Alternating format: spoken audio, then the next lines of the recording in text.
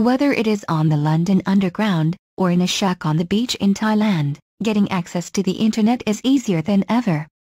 However, there are still around 4 billion people in the world who cannot currently access it.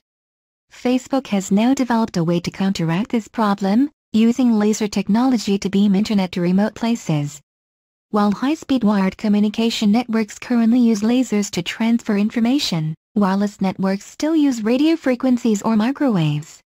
However, Facebook has created a new way of detecting optical communication signals traveling through the air, by using lasers. The findings, which Facebook say could pave the way for the optical wireless networks, are documented in the Optica journal. Facebook started this research in the aims of bringing internet to the masses. Mr. Tobias Teague, who led the study, said, "A large fraction of people don't connect to the internet because the wireless communications infrastructure is not available where they live, mostly in very rural areas of the world. We are developing communication technologies that are optimized for areas where people live far apart from each other.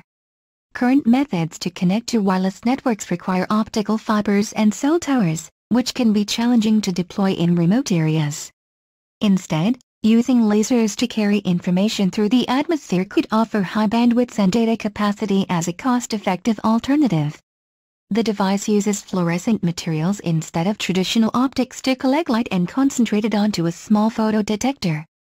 Mr. Teague said, "We demonstrated the use of fluorescent optical fibers that absorb one color of light and emit another color.